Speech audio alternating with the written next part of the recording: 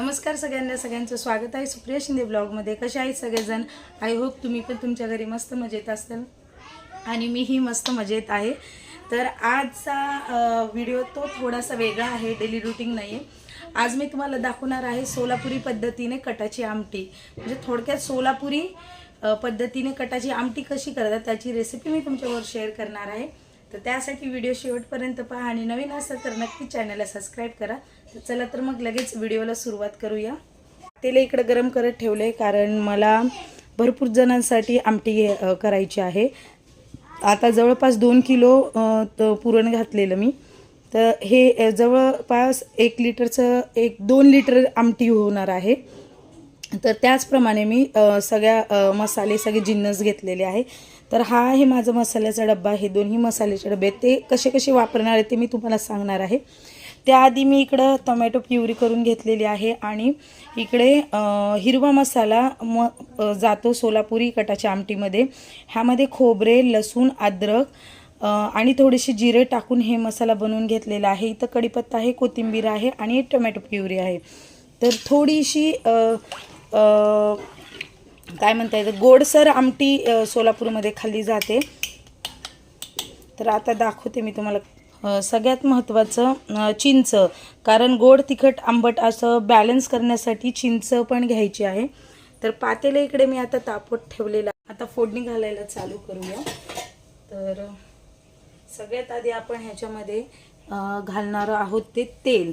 तर कटाची आमटी असल्यामुळे भरभरून तेल मी घालत आहे। थोडंसं तेल गरम होऊ द्यायचं आहे।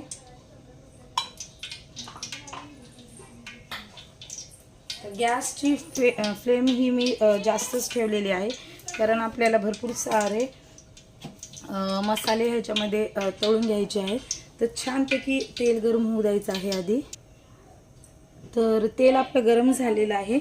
तर ह्याच्यामध्ये गॅस मी बारीक केला आहे।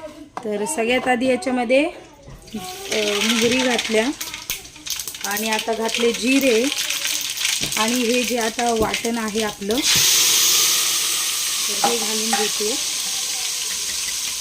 आणि आता ह्याला मस्त तळू द्यायचं आहे। मसाला मस्त फ्राय होऊ द्यायचा आहे तेलामध्ये। तर थोडासा कलर चेंज होईपर्यंत तसंच ठेवायचं आहे।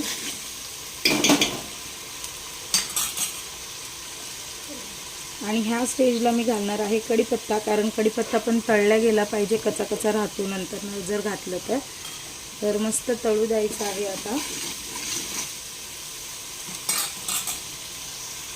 तर आता मसाला छानपैकी आपला फ्राय झालेला आहे। जास्त करपू वगैरे द्यायचं नाही आहे, असंच ग्रीन थोडासा लालसर आणि ग्रीन।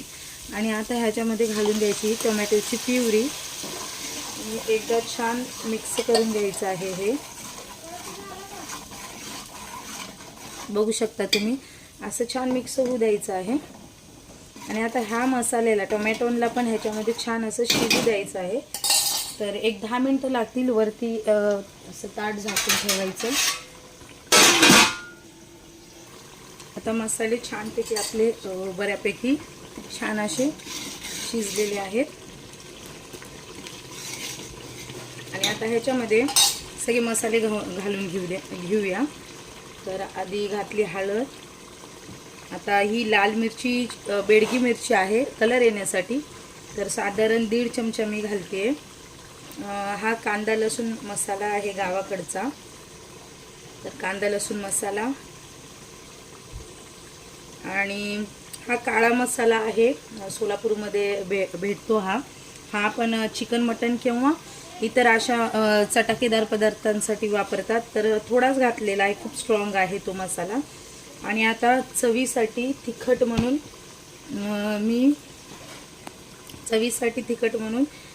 तिखट जी जास्त असते तिखट ती मिरची घालते आणि थोडा गरम मसाला घालते। आता ह्या सगळ्या मसाल्यांना एकत्र करून घेऊया। आता हे जसं टोमॅटो आणि मसाले शिजले आहेत त्याप्रकारे आता चटणी ही शिजली पाहिजे तेलामध्ये।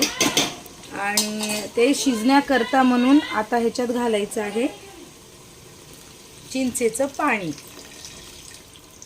तर चिंचेचं पाणी घालून घेतलेलं मी। चिंच खुस करून घेतलेली नाही आहे, जेवढं निघायला तेवढंच पाणी घातलेलं आहे। कारण आपण ह्याच्यामध्ये आधी टोमॅटो घातलेले होते त्याकरता. आता 5 मिनटं परत ह्याला झाकून ठेवायचं आहे. आता मसाले शिजून झालेले आहेत बघा, तरी दिसते का तुम्हाला, मस्त खोबऱ्याची वगैरे आहे ह्याला. तर आता ह्याच्यामध्ये टाकून घेऊया आपण हे डाळीचं पाणी, जे कटाचं पाणी काढलेलं आहे ते पाणी घालून घेऊया. तर हे जातं पाणी आमटीमध्ये, मसाल्यात सगळं.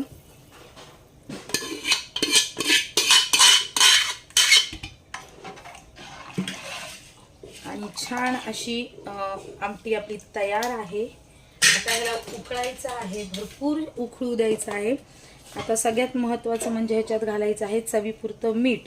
तुम्ही तुमच्या ह्याच्यानुसार मसाले कमी जास्त करू शकता. तर मीठ भरपूर असं घालून घेतलेलं आहे मी, कारण 2 लिटरची आमटी आहे आपली. आणि आता ह्याच्यात घातलेली आहे भरपूर सारी कोथिंबीर. तर आता ह्याला एक छान अशी उकळी खळखळून येऊ द्यायची आहे, जेणेकरून डाळीबरोबर इतर मसाले सगळे शिजून निघतील. तर एकदा हलवून घेते आणि आता मी इकडे ठेवते त्याला उकळण्याकरता झाकून. आपली आमटी उकळायला चालू झालेली आहे. अशा प्रकारे आपली आमटी मस्तपैकी बनून तयार आहे. गॅस मी बंद केलेला आहे. तर आजचा व्हिडिओ जर तुम्हाला आवडला असेल तर नक्की चॅनलला सबस्क्राईब, लाईक आणि शेअर करायला विसरू नका. अजून एका नवीन व्हिडिओमध्ये भेटूया. तोपर्यंत सगळ्यांना बाय बाय.